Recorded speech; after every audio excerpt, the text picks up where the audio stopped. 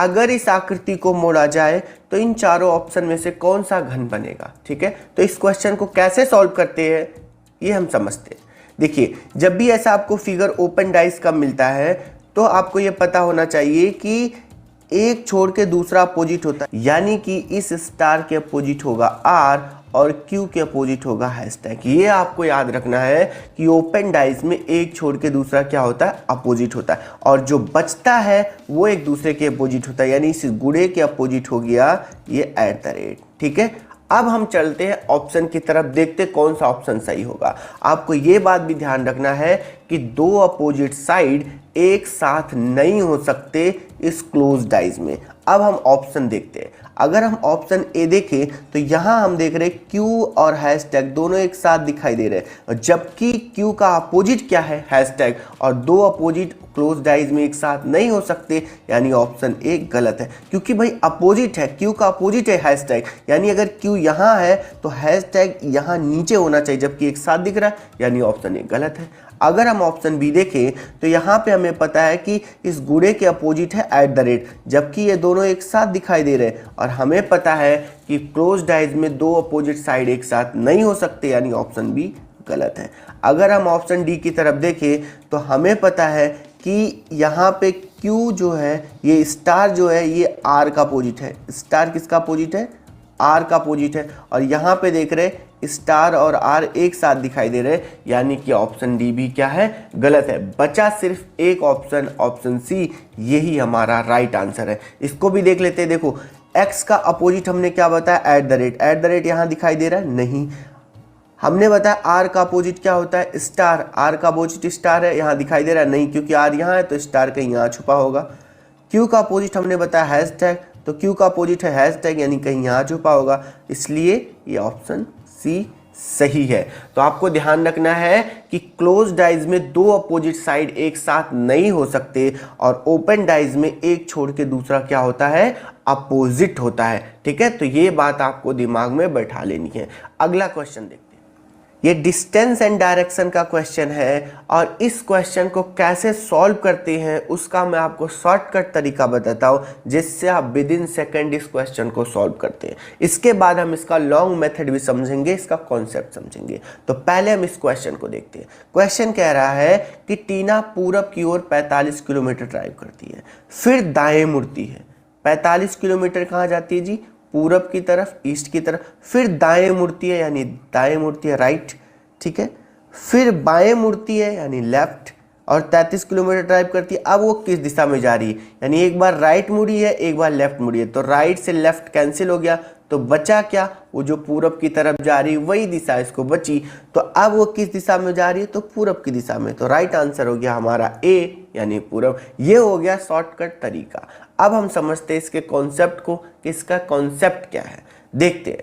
कह रहा है कि टीना पूरब की ओर 45 किलोमीटर जाती है। आपको पता होना चाहिए दिशाएं, इधर होता है ईस्ट, इधर होता है वेस्ट, ये होता है नॉर्थ, ये होता है साउथ, यानी ये हो गया आपका पूरब, पश्चिम, उत्तर, दक्षिण। कह रहा है टीना पूरब की ओर 45 किलोमीटर ड्राइव करती है, यानी टीना इधर जा रही है, कितना, 45 किलोमीटर, यानी कुछ यहाँ आ गई टीना। फिर दाएं मुड़ती है। आपको पता होना चाहिए अगर कोई इधर जा रहा है तो राइट उसका इधर होगा, लेफ्ट उसका इधर होगा, यानी दाएं मुड़ती है, यानी नीचे आ रही है, और 65 किलोमीटर ड्राइव करती है, यानी कुछ यहाँ पहुँच गई। क्लियर है। फिर कह रहा है फिर बाएं मुड़ती है। अगर कोई नीचे आ रहा है तो उसका बायां होगा इधर, दायां होगा इधर। ये कह रहा है बाएं मुड़ती है और 33 किलोमीटर ड्राइव करती है, यानी बाएं मुड़ेगी और 33, यानी यहाँ कहीं आके पहुंच गई। अब वो पूछ रहा आप किस दिशा में जा रही है, तो आप देख रहे किस जा रही है, ये पूरब दिशा में जा रही है। किधर जा रही है, पूरब, तो आंसर क्या हो गया हमारा, पूरब। ठीक है, तो या तो आप इस कॉन्सेप्ट से कर सकते हैं डायग्राम बना के, या डायरेक्ट आप शॉर्टकट मेथड लगा सकते हैं। ये कह रहा है एक व्यक्ति पूरब की ओर चलना आरंभ करता है, पूरब यानी इधर जा रहा है। ओके, क्लियर है। कुछ दूरी चलने के बाद वह अपने दाएं मुड़ता है। अगर इधर जा रहा है तो दायां क्या होगा, इधर हो गया इसका। ठीक है भाई। उसके बाद में कुछ दूरी तय करके पुनः अपने दाएं मुड़ता है, यानी अगर इधर आ रहा है तो इसका दायां किधर होगा, नीचे आ रहा है तो दायां इसका इधर होगा, यानी इधर आ रहा है। ओके, और कुछ दूरी चलने के बाद वह अंत में अपने बाएं मुड़ता है। इधर कुछ दूरी चलने के बाद वो क्या कर रहा है, बाएं मुड़ रहा, बाएं मुड़ रहा है यानी नीचे आएगा। ओके, अब वह किस दिशा में जा रहा है, तो नीचे आ रहा है, तो किस दिशा में जा रहा है, साउथ, क्योंकि हमें पता है इधर होता है ईस्ट, इधर होता है वेस्ट, ये होता है नॉर्थ, नीचे क्या होता है, साउथ। तो आंसर क्या हो गया हमारा, साउथ। क्लियर है। क्वेश्चन में कह रहा है मयंक को याद है परीक्षा 18 दिसंबर के पश्चात परंतु 21 दिसंबर से पूर्व है, जबकि सूरज को याद है परीक्षा 24 दिसंबर से पूर्व परंतु 19 दिसंबर के पश्चात है। तो परीक्षा दिसंबर की कौन सी तिथि को है। इस क्वेश्चन को विद इन सेकंड कैसे सॉल्व करते हैं ये मैं आपको बताता हूं। तो आओ देखते हैं इस क्वेश्चन का कॉन्सेप्ट क्या है, ये समझ लेते हैं। क्वेश्चन कह रहा है मयंक को याद है परीक्षा 18 दिसंबर के पश्चात है, यानी 18 दिसंबर से पश्चात है, ये मयंक को याद है, यानी 18 को तो नहीं होगा, 18 दिसंबर के पश्चात है। क्लियर है।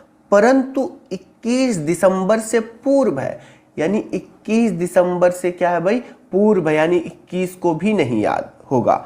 ये मयंक कह रहा है। कौन कह रहा है, ये मयंक कह रहा है कि जो परीक्षा है यानी 18 को भी नहीं है, 21 को भी नहीं है, इसके बीच में है।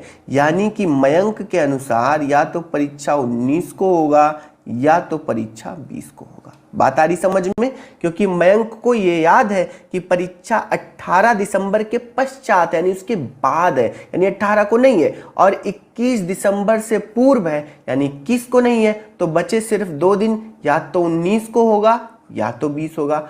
अगली लाइन कह रहा है जबकि सूरज को याद है कि परीक्षा 24 दिसंबर से पूर्व, क्लियर है, 24 दिसंबर से पूर्व यानी 24 दिसंबर से पहले है, यानी 24 को नहीं है।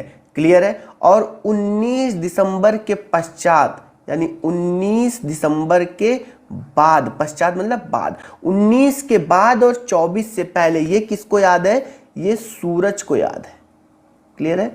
यानी सूरज के अनुसार परीक्षा 19 को भी नहीं है और 24 को नहीं है, तो सूरज के अनुसार परीक्षा या तो 20 को होगा या तो 21 को होगा या तो 22 को होगा या तो 23 को होगा। ये सूरज के अनुसार सिर्फ 4 दिन बचे।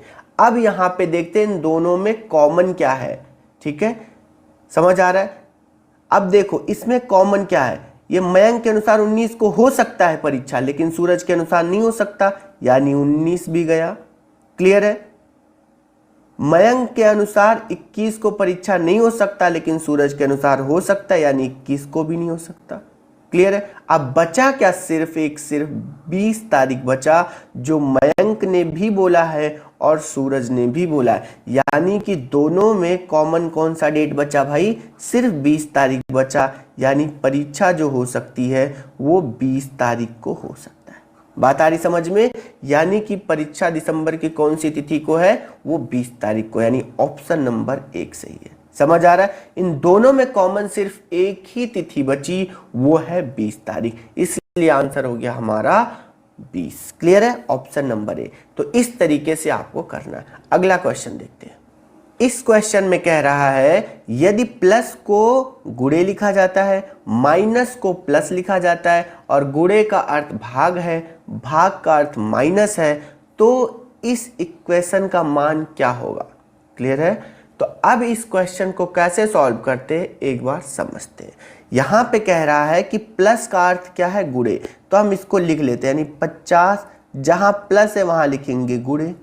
इसके बाद क्या है हमारा 10, जहां माइनस है वहां लिखेंगे प्लस, क्योंकि माइनस का अर्थ लिख रखा है इन्होंने प्लस, तो माइनस के स्थान पे लिख लेंगे प्लस। आगे क्या रहा हमारा 50, गुणे के स्थान पे क्या लिखेंगे भाग, क्योंकि गुणे का अर्थ क्या बताया इसने, भाग।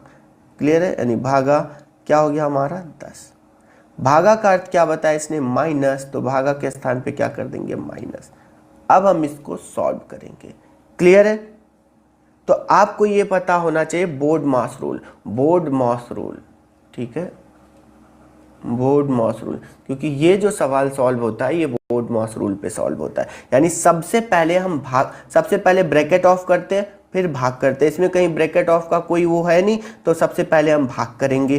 तो अब यहाँ पे करेंगे हम 50 गुणे में 10 प्लस, पहले इसको हम भाग करेंगे तो 10 बचे 50 यानी 5, माइनस में हो गया आपका 125। क्लियर है। इसके बाद हमें क्या करना पड़ता है, मल्टीप्लिकेशन, इसके बाद गुणा करेंगे यानी 50 गुणे में 10 यानी कितना हो गया ये हमारा 500, प्लस में आपका हो गया 5, माइनस में आपका हो गया 125। इसके बाद हम क्या करेंगे, एडिशन यानी जोड़ेंगे, यानी अब देखेंगे यहाँ भी प्लस रहता है, छुपा रहता है, यहाँ भी प्लस है, इन दोनों को जोड़ देंगे तो ये हो गया 500 प्लस 5 कितना हो गया आपका 505। इसके बाद क्या करेंगे, माइनस में 125, तो 505 से 125 घटाएंगे तो कितना रह जाएगा आपका, 5 में से 5 जाएगा आपका 0, यहाँ हो जाएगा आपका 10, 10 में से 2 गया 8, यहाँ हो गया आपका 4, 4 में से 1 गया 3, तो आंसर क्या हो गया हमारा 380। समझ आ रहा है। आपको हमेशा इस तरह के क्वेश्चन सॉल्व करने के लिए बोर्ड मॉस रूल को फॉलो करना है। क्लियर है। अगला क्वेश्चन देखते हैं। इस क्वेश्चन में कह रहा है कि यदि यूनिवर्सिटी को इस अंकों से कोड किया जाता है तो ट्रस्टी को किससे कोड किया जाएगा। ठीक है, तो इस क्वेश्चन को कैसे सॉल्व करना है एग्जामिनेशन हॉल में ये मैं आपको बताता हूं। देखिए, यूनिवर्सिटी को इससे कोड किया गया, यानी यू के स्थान पे लिखा गया है 0, एन के स्थान पे लिखा गया है 9, इस तरीके से सारे लेटर को अंकों में कोड किया गया है। तो हम इसको भी इसी कोड की सहायता से लिखते हैं। देखिए, टी के स्थान पे क्या लिखेंगे हम, टी के स्थान पे लिखेंगे हम 2, क्योंकि टी के सामने क्या लिखा गया है 2, तो टी के स्थान पे हो गया हमारा 2। यहाँ पे देखिए वाई, वाई के स्थान पे क्या लिखा जाएगा हमारा 1, तो वाई के स्थान पे लिखेंगे 1। अब ऑप्शन में एक बार मिला लेते, 2 इधर है 1 इधर है, सिर्फ ऑप्शन 1 में है, बी में है नहीं, सी में है नहीं, डी में है नहीं, तो सिर्फ ऑप्शन 1 में ही है। बाकी हम सारे अंक को चेक ही नहीं करेंगे, डायरेक्ट आंसर मारेंगे ऑप्शन नंबर 1। क्लियर है, क्योंकि किसी और ऑप्शन में y के स्थान पे तो 1 आना ही आना है। इस कहीं ऑप्शन में 1 दिख रहा है नहीं, सिर्फ इसी में दिख रहा है, तो आंसर मार के आगे बढ़ जाएंगे। क्लियर है, हम टाइम वेस्ट नहीं करेंगे कि अब इन अंकों का भी कोड हम लिखें। अगर लिखेंगे तो यही आएगा। देखो, r के स्थान पे हमें क्या लिखना पड़ेगा, r के स्थान पे हमें लिखना पड़ेगा 4 अंक छोड़ के 5, तो r के स्थान पे हो गया हमारा 5। u के स्थान पे हमें क्या लिखना पड़ेगा 0, 0। s के स्थान पे हमें क्या लिखना पड़ेगा 3 अंक छोड़ के 4। क्लियर है। t के स्थान पे क्या आएगा 2। तो अगर हम सारे अंकों का कोड लिखेंगे तो भी हमारा यही आंसर आने वाला है। तो इसलिए इस तरह के क्वेश्चन में पहले हम पहले अंक का कोड निकाल लेंगे, लास्ट अंक का कोड निकाल लेंगे, ऑप्शन में मिला लेंगे। क्या किसी और ऑप्शन में ऐसे 2 कोड मिल रहे हैं, पहला और आखिरी? अगर नहीं मिल रहा है तो जिस ऑप्शन में मिल रहा है उसी को टिक करके आगे बढ़ जाएंगे। अगर किन्हीं 2 ऑप्शन में मिल रहा है तो एक अंक का और कोड निकाल के फिर से चेक कर लेंगे। समझ आ रहा है, इससे आपका टाइम बचेगा। अगला क्वेश्चन देखते हैं।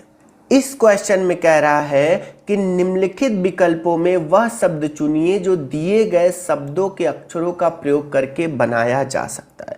इस क्वेश्चन में ये कहना चाह रहा है कि जो 4 ऑप्शन दिए जा रहे हैं, इन चारों ऑप्शन में से कौन सा शब्द इन अक्षरों का प्रयोग करके बनाया जा सकता है। ठीक है, तो इसको कैसे सॉल्व किया जाता है ये मैं आपको बताता हूं। देखिए, वही शब्द बनाया जा सकता है इन चारों ऑप्शन में से अगर उस शब्द के सारे लेटर इस दिए गए लेटर के झुंड में मिलेंगे, तभी तो आपका वो शब्द बनेगा। तो हम एक एक ऑप्शन उठा के चेक करते हैं। अगर हम चेक करें पहला ऑप्शन नंबर ए, तो देखिए ऑप्शन में पहला लेटर क्या है, डी। ये मिल रहा है, हाँ यहाँ पे डी मिल रहा है। ठीक है, आई है यहाँ पे, आई इसमें मिल रहा है, हाँ ठीक है। ए है यहाँ पे, ए भी इसमें मिल रहा है। एल है यहाँ पे, एल भी मिल रहा है। ई है यहाँ पे, ई भी मिल रहा है। सी है यहाँ पे, क्या इसमें कहीं सी दिखाई दे रहा है? बिल्कुल नहीं दिखाई दे रहा है, यानी कि ये ऑप्शन नंबर ए नहीं बनाया जा सकता, क्योंकि इन शब्दों के झुंड में तो ई कहीं है ही नहीं। तो इनसे प्रयोग करके ये ऑप्शन आप कैसे, ये शब्द आप कैसे बना लोगे? नहीं बना सकते। तो इसलिए ऑप्शन नंबर ए हो गया बिल्कुल गलत। अब यहाँ पे देखो, सी इसमें नहीं है, तो पहला ऑप्शन हमने एलिमिनेट कर दिया। अब सी इसमें देख रहे हैं, इसमें भी सी है, यानी ये भी ऑप्शन हो गया गलत, क्योंकि इसमें सी तो है नहीं, तो इससे कैसे बना सकते। हमें ढूंढना कौन सा बनाया जा सकता है, तो ऐसे के लिए हमें क्या करना पड़ता है, ऑप्शन इलिमिनेशन बहुत ज्यादा इंपॉर्टेंट रोल प्ले करता है जल्दी आंसर तक पहुंचने में। यानी 4B आंसर क्या हो गया हमारा गलत। अब बचा हमारे दो ऑप्शन। अब इस ऑप्शन को देखें तो इसमें आर है, क्या इसमें कहीं आर दिखाई दे रहा है, नहीं, यानी ये भी आपका नहीं बनाया जा सकता। बचा आपका सिर्फ कौन सा ऑप्शन, ऑप्शन नंबर 2, यही हमारा राइट आंसर हो गया। इसके सारे लेटर हम चेक ही नहीं करेंगे, डायरेक्ट आंसर मार के आगे बढ़ेंगे। क्यों? क्योंकि हमने 3 आपके ऑप्शन इलिमिनेट कर चुके हैं, तो यही आंसर एक ही बचा हमारा, यही ऑप्शन, तो यही हमारा आंसर हो गया। ठीक है, अगर हम चाहें तो चेक भी कर सकते हैं, बट हम एग्जाम में चेक बिल्कुल नहीं करेंगे, इससे हमारा टाइम बचेगा। यहाँ पे देख रहे हैं, यहाँ पे एल है, देखो इसमें एल है, आई है यहाँ पे, एम है इसमें भी एम है, आई है यहाँ पे भी आई है, टी है इसमें भी टी है, ई है फिर ई है, डी है इसमें डी है। यानी इस शब्द के सारे लेटर इसमें मौजूद हैं, इसलिए इससे यूज करके ये हम बना सकते हैं। यानी ऑप्शन नंबर 2 हमारा बिल्कुल सही आंसर है। ठीक है, अगला क्वेश्चन देखते हैं। ये क्वेश्चन नंबर सीरीज का है। नंबर सीरीज के क्वेश्चन को कैसे सॉल्व करना है ये मैं आपको बताता हूँ। तो आपको इस सीरीज दिया गया 3, 5, 9, 17, आगे कौन सा नंबर आएगा ये आपको इन चारों ऑप्शन में से फिल करना है। तो जब भी आपके सामने नंबर सीरीज का क्वेश्चन आए तो सबसे पहले ध्यान देना है कि क्या वो नंबर स्क्वायर या क्यूब के आसपास के नंबर है। तो अगर हम इन नंबरों को देखें तो स्क्वायर और क्यूब के आसपास का नंबर तो नहीं है, तो हमें क्या करना चाहिए, इन नंबरों के बीच का आपका डिफरेंस निकालना है। तो 3 और 5 के बीच का डिफरेंस कितना आया, 2। 5 और 9 के बीच के डिफरेंस कितना आया आपका, 4। और 9 और 17 के बीच का डिफरेंस आया 8। अगर हम यहाँ पे देखें तो यहाँ पे 2 है, 2 के बाद क्या आया, 4, यानी इसका 2 गुना। 4 के बाद क्या आया, 8, यानी इसका 2 गुना। तो अब क्या आएगा डिफरेंस, इसका 2 गुना, यानी 8 का 2 गुना कितना हो गया, 16। तो अब इसके और यहाँ आने वाले नंबर के बीच में क्या डिफरेंस होगा, 16। तो देखिए 9 में 8 जोड़ के बना 17, 5 में 4 जोड़ के बना 9, 3 में 2 जोड़ के बना 5। तो ऐसे 17 में 16 जोड़ के जो आएगा वही नंबर होगा। तो 17 में 16 जोड़े तो 7 6 13 के 3, 1 1 2 और 1 3। तो आंसर क्या हो गया हमारा, 33। समझ में आ रहा है? इस तरीके से आपको नंबर सीरीज के क्वेश्चन को करना है। ठीक है, अगला क्वेश्चन देखते हैं। यहाँ पे है ए के बाद क्या आया, सी, यानी कि +2 हुआ। सी के बाद क्या आया, ई, यानी कि +2 हुआ। ठीक है, ई के बाद क्या आया, जी, यानी कि +2 हुआ। अब जी के बाद क्या आएगा हमारा, +2 करने के बाद आई। ठीक है, तो इन चारों ऑप्शन में आई किस किस ऑप्शन में, ऑप्शन बी में है और सी में, यानी ऑप्शन ए गलत, ऑप्शन डी गलत। बचा कौन सा ऑप्शन, सिर्फ 2। अगला चेक करते हैं, यहाँ पे है एल, यानी एल होता 12 नंबर पे। 12 के बाद आया 10, यानी -2। 10 के बाद आया 8, यानी -2। 8 के बाद आया एफ, यानी -2। एफ के बाद क्या आएगा, -2 करने पे डी, यानी कि 4, क्योंकि एफ होता है 6 नंबर पे, -2 करेंगे डी आएगा, यानी 4 नंबर, यानी डी आएगा। अब दोनों ऑप्शन में डी सेकंड पे किस पे, ये, तो ऑप्शन हो गया हमारा सी राइट आंसर। बाकी तीसरे को हम चेक ही नहीं करेंगे। समझ आ रहा है? तो आपको इस तरह का क्वेश्चन जल्दी करने के लिए सबसे पहले आपको लेटर का प्लेस वैल्यू पता होना चाहिए कि ए कितने नंबर पे आता है, बी कितने नंबर पे आता है, सी कितने नंबर पे आता है, डी कितने नंबर पे आता है, आपका ई कितने नंबर पे आता है, एफ कितने नंबर पे आता है, ये आपको पूरा पता होना चाहिए। समझ आ रहा है? इसके लिए मैंने एक स्पेशल वीडियो आपके लिए डाल रखा, हमारे डिस्क्रिप्शन में उसकी लिंक है, आप जाके वहां से देख सकते हैं। शॉर्टकट मेथड जिससे आप आसानी से हर एक लेटर की प्लेस वैल्यू आप जान सकते हैं। समझ में आ रहा है? अगला क्वेश्चन देखते हैं। अगला क्वेश्चन हमारा डिस्टेंस एंड डायरेक्शन का है। तो आओ देखते हैं इस क्वेश्चन को कैसे सॉल्व करना है। क्वेश्चन कह रहा है कि एक व्यक्ति का मुंह पूरब की ओर है। ठीक है, आपको पहले दिशाएं पता होनी चाहिए। इधर होता ईस्ट, ये वे होता वेस्ट, ये होगा आपका नॉर्थ, ये हो गया साउथ। इस क्वेश्चन को मैं 2 तरीके से बताता हूँ। पहला मैं आपको कॉन्सेप्ट समझाता हूँ, दूसरा तरीका आपके लिए शॉर्टकट मेथड है जिससे आप आसानी से विदिन सेकंड इस क्वेश्चन को कर सकते हैं। तो पहले हम इसका कॉन्सेप्ट देखते हैं। क्वेश्चन कह रहा है कि एक व्यक्ति का मुंह पूरब की ओर है, यानी इसका मुंह कहीं इधर की तरफ है। क्लियर है? वह बाएं घूमता है और 10 मीटर चलता है। वो बाएं घूमेगा, तो अगर कोई इधर जा रहा है तो आपका बायां होता है इधर, यानी लेफ्ट होता है इधर, राइट होता है इधर। वो बाएं घूमता और 10 मीटर चलता है, यानी 10 मीटर चल रहा है। क्लियर है? 10 मीटर चल रहा है, कहीं यहाँ पहुँचा। फिर वह दाएं घूमता और 5 मीटर चलता है। अगर इधर जा रहा है तो दाहिना होगा आपका इधर, ठीक है, 5 मीटर चलता है, कोई बात नहीं, यहाँ पहुँच गया वो। फिर 5 मीटर दक्षिण की ओर जाता है। अगर इधर जा रहा है 5 मीटर दक्षिण की ओर, यानी यहाँ आके पहुँच गया। क्लियर है? 5 मीटर, ठीक है। फिर वहाँ से 5 मीटर पश्चिम की ओर जाता है, 5 मीटर पश्चिम की ओर, यानी फिर इधर आ गया, यानी यहाँ आके पहुँच गया। अपने मूल स्थान से वह किस दिशा में है? अब वह किस दिशा में है, तो भाई यहाँ से वो किस दिशा की तरफ है? आप देख रहे हैं ना यहाँ पे किस दिशा की तरफ है। मैंने आपको अभी बताया इधर होता है ईस्ट, वेस्ट, नॉर्थ और साउथ। तो ये ऊपर की दिशा में इधर है, तो यानी कि वो नॉर्थ की दिशा में है, यानी कि वो उत्तर दिशा में। तो आंसर क्या हो गया हमारा?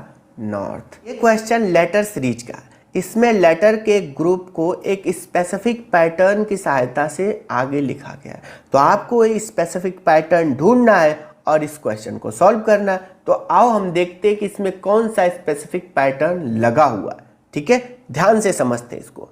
यहाँ पे देख रहे KHQ है, यहाँ पे HEN है। तो यहाँ पे देखिए, अगर हम K के बाद क्या आया है हमारा, K के बाद हमारा आया है H, यानी कि -3 हुआ है।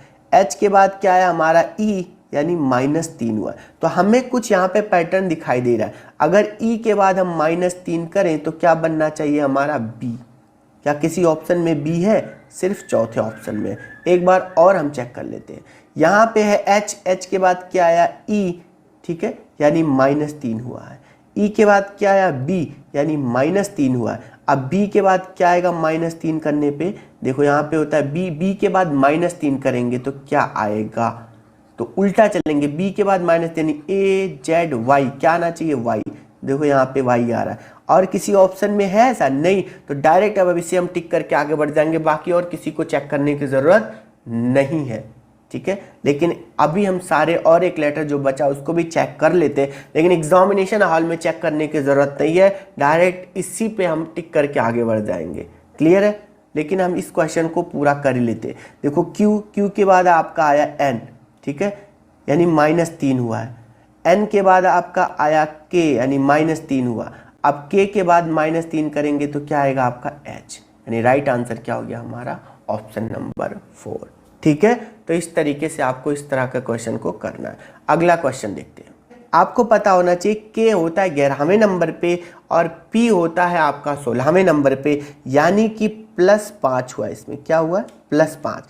P के बाद आया है U, यानी कि +5 हुआ है। U के बाद आया है Z, यानी +5 हुआ है, क्योंकि U होता है 21वें नंबर पे और U के बाद आया है Z, यानी कि हुआ +5।